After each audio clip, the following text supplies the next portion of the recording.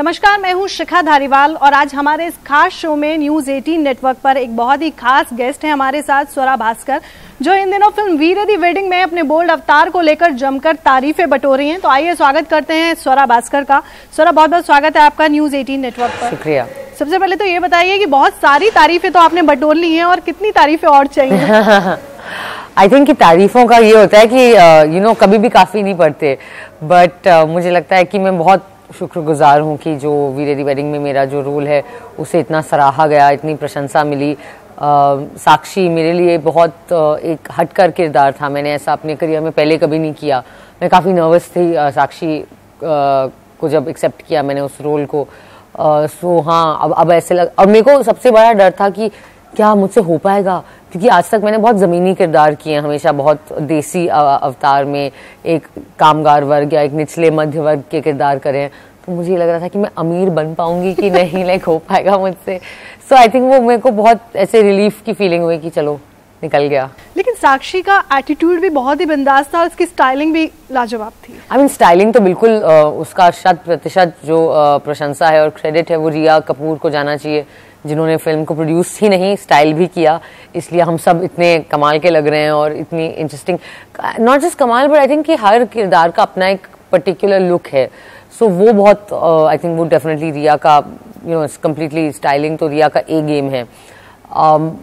But I think कि हाँ, साक्षी की स्टाइलिंग भी काफ़ी मेरे लिए हटकर थी। एंड मुझे लगता है कि मेरे लिए उसके जो कपड़े थे उन्हीं ने मुझे उसकी पर्सनैलिटी अनलॉक करने में मदद की, क्योंकि मुझे पहले लग रहा था यार ये क्या, कौन है ये किरदार, क्या है ये। पर वंस से मैंने कपड़े पहने तो एक वो उन कपड़ों को पहन के वो बूट्स डाल के एक अपने आप एक अलग सा एक स्वैग आता है, एक अलग सा पॉस्चर आता है। तो मुझे लगा ठीक है। तो इस पॉस्चर के लिए, इस एटीट्यूड के लिए कितनी मेहनत करनी पड़ी? Gym, dieting? मैंने एक्चुअली रिया से साक्षी का रोल मांगा था एंड जब मैंने कहा तो उसने पहली चीज मुझे बोली कि यार रोल तो मैं दे दूंगी लेकिन तेरे को वेट लूज करना पड़ेगा, तेरे को रिप्ड होना पड़ेगा, बिकॉज मैं साक्षी को उस टाइप के कपड़े देना चाहती हूँ। सो मैंने सोचा कि ठीक है, मैं बहुत आलसी हूँ तो मैंने कहा ये अच्छा चैलेंज है कि एक फिटनेस भी हो जाएगी। बट उसके बाद मैं करती रही एंड मैं बहुत ऐसे टेंस और टेरराइज हो गई थी। तो मुझे लगता है मैं कितनों ही डाइट ट्राई कर लिए, कितने सारे वर्कआउट्स ट्राई कर लिए, योगा भी कर लिया, सब कुछ। आई थिंक कि मैंने पहले भी बोला है कि लाइपोसक्शन और कॉस्मेटिक सर्जरी को छोड़ के जो हो सका मैंने ट्राई किया। लेकिन फिल्म ने बहुत कमाल का बिजनेस, बहुत अच्छी ओपनिंग के साथ शुरुआत की और मतलब ऐसा पहली बार हुआ है कि जब इस तरह की फिल्म आई है, 4 दोस्तों की कहानी, फीमेल दोस्तों की कहानी पर्दे पर आई है। तो क्या लगता है बॉलीवुड में अब महिलाओं के वाकई अच्छे दिन आ गए हैं? आई थिंक बहुत अच्छे दिन हैं बॉलीवुड। मुझे लगता है बॉलीवुड के बड़े अच्छे दिन आ गए हैं, क्योंकि जो भी फील्ड महिलाओं को जगह देनी शुरू करे वो उसके अच्छे दिन आ ही जाते हैं। आई थिंक दैट बहुत मेरे लिए बहुत खास है। मुझे लगता है कि वीर दी वेडिंग का जो बॉक्स ऑफिस कलेक्शन है वो सिर्फ पैसे नहीं है, वो एक उम्मीद भी है, वो एक तरीके से एक सक्सेस है। क्योंकि कई वर्षों तक लोगों को लगता रहा और शायद यही चलन था कि जो महिला केंद्रित फिल्में थीं, जो महिला केंद्रित कहानियां थीं, वो पैसे नहीं बनाती थीं या उतने पैसे नहीं बनाती थीं जितने हीरो केंद्रित फिल्में बनाती थीं। सबको लगता था कि ट्रेड के अंदर खास करके कि वो महिला केंद्रित फिल्में ओपनिंग नहीं देती। वीर दी वेडिंग शायद पहली वो फिल्म है जिसमें 4 लड़कियां हैं और कोई बड़ा मेल स्टार नहीं है, लेकिन पहले फ्राइडे पे डबल डिजिट करोड़ की ओपनिंग दी है वीर दी वेडिंग ने। और अब आगे जाके आई होप अच्छे पैसे कमाएगी अगर, और आई होप 100 करोड़ पार करेगी। तो फिर राजी के साथ वीर दी वेडिंग भी जो 100 करोड़ का क्लब जिसे कहते हैं ना, वो अब एक सिर्फ एक्सक्लूसिवली मेल क्लब नहीं होगा। तो हम बात कर रहे थे कि आपकी फिल्म भी जरूर 100 करोड़ का आंकड़ा पार करेगी, तो लेकिन फैमिली ने और फ्रेंड्स से कैसे रिएक्शन मिल रहे हैं इस बोल्ड साक्षी को देख करके? फ्रेंड्स के तो अच्छे रिएक्शंस हैं बहुत। वो सबने कहा कि सबको मेरा काम पसंद आया, सबको फिल्म पसंद आई। परिवार में भी मेरी मम्मी ने देखी, उन्हें अच्छी लगी फिल्म और उन्होंने वो खास करके सीन के बारे में भी उन्होंने कहा कि नहीं वो ठीक था, वो एक्सपेक्ट नहीं किया था, तो वो फिल्म में वर्क करता है। और पिताजी ने फिल्म देखी, मेरी मम्मी ने अलग से देखी, पिताजी ने अलग से देखी, भाई अलग से देखेगा क्योंकि मेरा भाई अब्रॉड था, वो अभी वापस आया है। तो फादर ने मुझे बस SMS किया, saw your film, performance is above medium, audience was responding positively. तो और क्या चाहिए? he said मजेदार फिल्म थी। फिर मैंने फोन पे बात की उनसे, he said कि नहीं, मजेदार फिल्म थी। बिल्कुल, फिल्म है ही बहुत मजेदार। हाँ। तो जिस सीन की अभी हम बात कर रहे थे, तो इस सीन को लेकर के काफी ट्रोल किया गया। लोग बोल रहे हैं कि दादी को लेकर के हम लोग फिल्म देखने नहीं जा पा रहे हैं, तो इन ट्रोलर्स को कैसे हैंडल कर रही हैं? यार मतलब ऑनेस्टली मैंने एक्सपेक्ट किया था, क्योंकि ये सीन अपने आप में इसकी एक शॉक वैल्यू है, और मुझे लगा था कि हमारा जैसा समाज है जहाँ हम जो इश्यूज हैं उनको लेके बहुत खुले नहीं हैं, हम बहुत शर्मसार महसूस करते हैं, खास करके जब महिलाओं की पर्सनल चीज़ों की बातें आती हैं, या शरीर की बात आती है, या उनके प्लेजर की बात आती है, उनके डिज़ायर की बात आती है। तो मैं एक्सपेक्ट कर रही थी कि ट्रोलिंग तो होगी। हाँ, ये एक्सपेक्ट नहीं किया था कि सब लोग अपनी दादी के साथ ही फिल्म देखने जाएंगे। ये नहीं सोचा था मैंने कि बिल्कुल नानी और दादी, ये नहीं कि गर्लफ्रेंड को ले जाओ, लेकिन नानी और दादी को ले जाओ। बट आई थिंक वो ट्वीट बड़ा फनी था, बिकॉज किसी ने ट्विटर पे, कई सारे यूजर्स जो मेरे सपोर्ट में आए, उन्होंने ये भी नोटिस किया कि सेम ही ट्वीट था, शायद सेम ही दादी थी, और उसके ऊपर फिर बहुत सारे व्यंग बनाए गए ट्विटर पे। तो कुल मिला के अच्छा मजाक बन गया वो। मतलब अच्छा है, पहले आलिया भट्ट के ऊपर जोक्स चल रहे थे, अब स्वरा भास्कर की फिल्म के ऊपर चल रहे हैं, तो अच्छा है पब्लिसिटी के लिए। हाँ, मतलब मुझे लगता है कि देखिए, आप पसंद करिए, आप ना पसंद करिए, लेकिन आप इग्नोर ना करिए, तो वो एक अच्छी चीज होती है किसी भी फिल्म के लिए, कि चर्चा चल रही है फिल्म के बारे में। लेकिन स्वरा, जब भी आप किसी चीज को लेकर के अपने विचार रखती हैं ट्विटर पर, तो क्या लगता है कि वहाँ पे पेड यूजर्स भी हैं जो जाहिर तौर पर आपको टारगेट करते हैं हर बात? मतलब मुझे लगता है कि अगर एक ही ट्वीट है जो 50,000 लोग, मतलब वही ट्वीट बिना शब्द को, मतलब एक भी शब्द की हेर फेर नहीं है, स्पेलिंग मिस्टेक भी सेम है, पूरा व्याकरण भी सेम है, तो फिर लगता है ना कि यार ये, मतलब ऐसा तो नहीं हो सकता ना कि 50,000 लोग एक ही तरह के तरीके से लिख रहे हैं। सो फिर लगता है कि हाँ, इसके पीछे कोई दूसरा हाथ है। बट जैसा कि मैंने कहा कि ये दादी वाले ट्वीट पे तो वो पकड़ा गया, एंड मेरे साथ ये भी हुआ है कि कई सारे फेक ट्वीट्स बनाए गए मेरे, या फोटोशॉप करके मेरे इमेज के साथ गलत जो मीम्स बनाए गए हैं, तो वो सब तो हुआ ही है। तो मतलब उसके प्रति थोड़ा ऐसे सचेत रहना पड़ता है, कि और बोलना पड़ता है कि हेलो, ये मैंने बोला नहीं है। जब इस तरह के ट्वीट्स देखते तो जाहिर तौर पे गुस्सा तो आता ही होगा। हाँ, मतलब ऑब्वियसली ना, आपको, मतलब इंसान ही हो एंड ऑफ डे आप, मतलब चाहे कितना भी आप ट्विटर पे एक तरीके से मोटी चमड़ी बन जाओ या वो है, लेकिन अल्टीमेटली तो आप इंसान ही हो। और बुरा लगता है ना कि जब लगता है कि मुझे गाली से उतना फर्क नहीं पड़ता जितना मुझे लगता है कि जब कोई ऐसी लॉजिक दी जाए जो कि कुतर्क है, उससे मुझे बहुत बुरा लगता है, क्योंकि मुझे लगता है कि यार ये तर्क ही क्या है। सो वो नहीं अच्छा लगता है। बट ठीक है, मतलब अब उतर ही गए मैदान में। तो सर, आपसे एक चीज़ जानना चाहूँगी, आपकी फिल्म आई वीरे दी वेडिंग, इसमें 4 महिलाओं की कहानी है, दोस्ती की बात हो रही है, लेकिन अगर बॉलीवुड में दोस्ती की बात करें तो मैंने देखा है कि आमतौर पर कोई किस्सा होता है, कास्टिंग काउच का हो या कोई भी बात हो, तो आप हैं एक जो बहुत बेबाकी से बात करती हैं, कंगना रनौत हैं वो भी बहुत बेबाकी से बात करती हैं, बाकी कोई और मतलब फीमेल भी, महिलाएं भी एक दूसरे को दोस्ती में सपोर्ट करती हुई नजर नहीं आती किसी भी मुद्दे पर? ऐसा तो नहीं है। मतलब मुझे लगता है कि खास करके मैं अब इस इंडस्ट्री में काम कर रही हूँ, तो मैं पहले का तो मुझे नहीं पता कि कैसे होता था, लेकिन मुझे लगता है कि बहुत सारी एक्ट्रेसेस हैं जो एक दूसरे को सपोर्ट करती हैं। आई थिंक कि जब पद्मावत में दीपिका को टारगेट किया जा रहा था तो हम सब ने बोला था कि ये गलत है। जब आई थिंक कि ऋचा चड्ढा ने अक्सर मेरे सपोर्ट में खड़े होके बोला है। आई थिंक कि सोनम ने बहुत बार मेरे सपोर्ट में और कई और लोगों के सपोर्ट में खड़े होके बोला है। आई थिंक दैट मुझे एक्चुअली लगता है कि हमारी इंडस्ट्री जो है वो काफ़ी सपोर्टिव है। हाँ, ये है कि चूंकि इतना टारगेट होते हैं वो, छोटी छोटी बातों के लिए बड़ी बड़ी कंट्रोवर्सी बन जाती है, तो हो सकता है कि एक्टर्स को लगे कि यार हम क्यों पड़े इसमें, एंड आई थिंक कि वो एक जो सेंटिमेंट है वो गलत नहीं है। मतलब आप देखिए कि आमिर खान साहब ने छोटी सी बात कही थी कि खाते वक्त वो अपनी पत्नी के साथ क्या डिस्कस कर रहे थे, उसका इतना बड़ा बवाल बन गया। शाहरुख सर ने छोटी सी बात कही थी कि मुझे लगता है कि हमारे समाज में जो भी उन्होंने कहा था उसके ऊपर पथराव हो गया उनकी गाड़ी पे गुजरात में।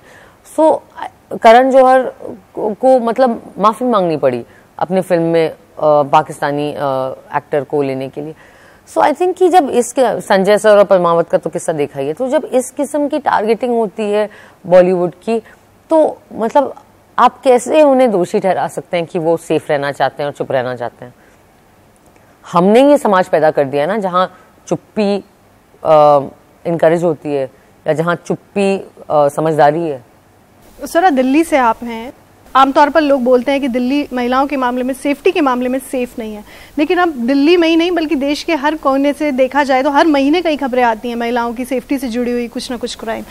मुझे लगता है कि महिलाओं पे जो हिंसा है वो तो हमेशा से हो रही है, बट मुझे लगता है अच्छी चीज़ है कि अब ज़्यादा रिपोर्ट हो रही है, क्योंकि कहीं पे ये भी एक मानसिकता का शिफ्ट है। क्योंकि हमारे देश में ये भी पाया गया था कि जुर्म तो होते थे, जैसे बलात्कार फॉर एग्जांपल होते थे, लेकिन जो पीड़िता है वो कभी रिपोर्ट ही नहीं करते थे, क्योंकि उसका शर्म इतना है कि आप क्राइम को रिपोर्ट ही नहीं कर पा रहे हैं, तो बहुत सारे क्राइम ऐसे अनडिटेक्टेड चले जाते थे।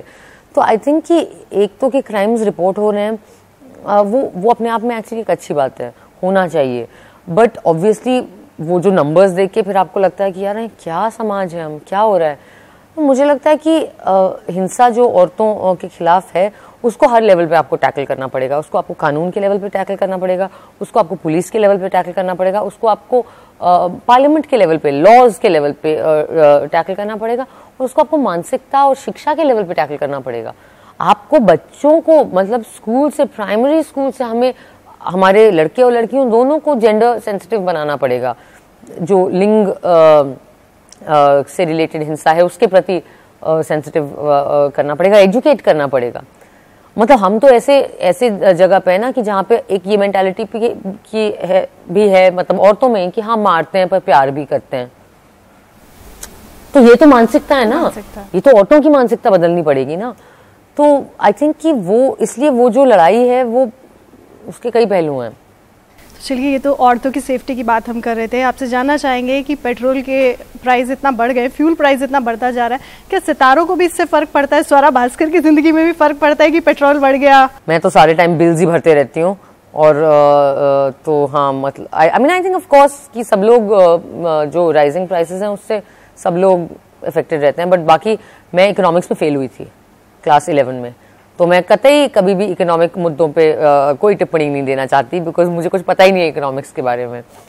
मेरे अपने फाइनेंसेस मेरा भाई हैंडल करता है। आपसे जानना चाहूंगी कि मोदी सरकार को 4 साल पूरे हो रहे हैं, किस तरह से आप देखती हैं एज ए सेलिब्रिटी, क्या वाकई सरकार कसौटी पर खरी उतरी है?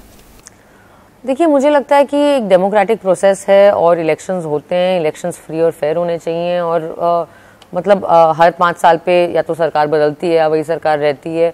आई थिंक कि हमें बतौर नागरिक अपनी जिम्मेदारियां निभानी चाहिए। हमें ये देखना चाहिए कि हमारा जो रोल है समाज में वो सिर्फ एक वोट दे के ख़त्म नहीं हो जाता है।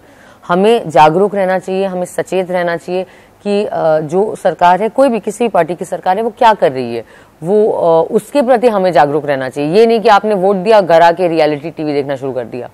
सो आई थिंक कि हमें पूरे समाज को और जागरूक होना चाहिए। सर, अगर हम किसानों की बात करें तो किसान स्ट्राइक कर रहे हैं।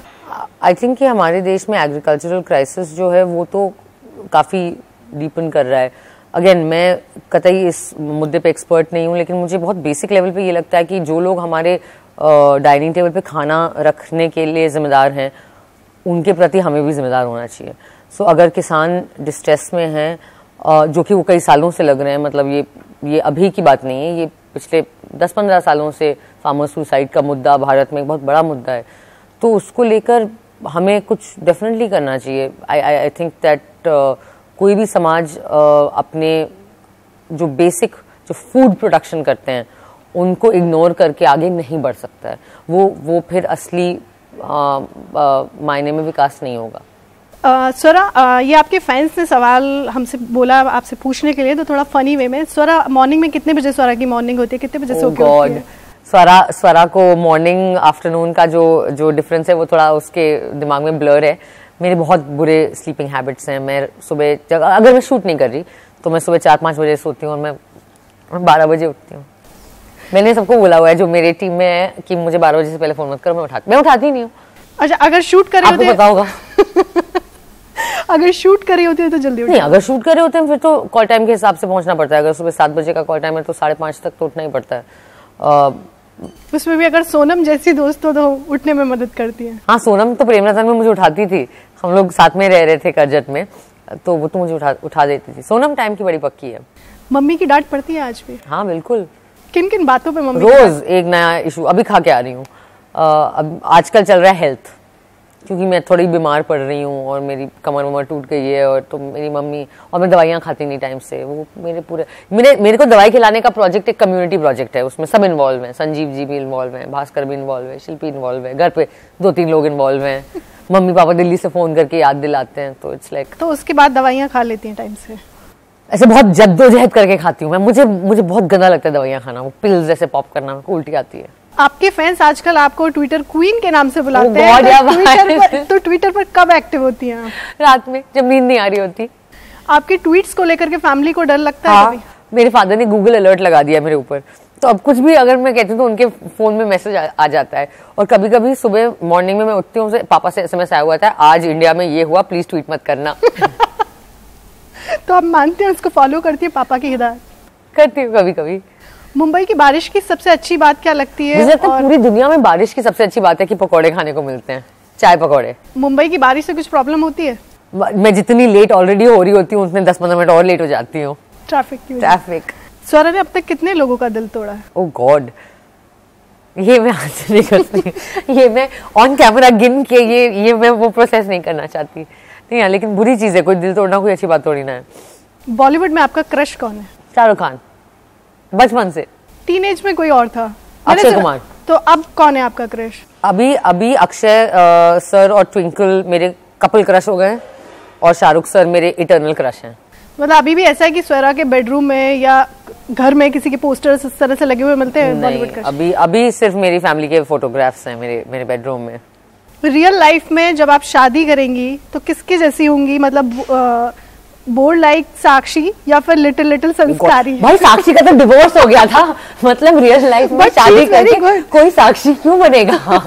बिल्कुल भी नहीं। नहीं, मैं बिल्कुल अपने किसी किरदार की तरह नहीं हूँ। एक फिल्म में मैं विधवा थी, एक में डिवोर्स हो गया है, एक में अनारकली में बहुत नहीं। मुझे अपने किसी किरदार से शादी का इंस्पिरेशन नहीं लेना, मैं अपने मम्मी पापा से शादी का इंस्पिरेशन लेना चाहती हूँ, क्योंकि मुझे लगता है कि सबसे सकारात्मक अगर कोई रिश्ता मेरे आसपास है तो वो मेरे मम्मी पापा का है।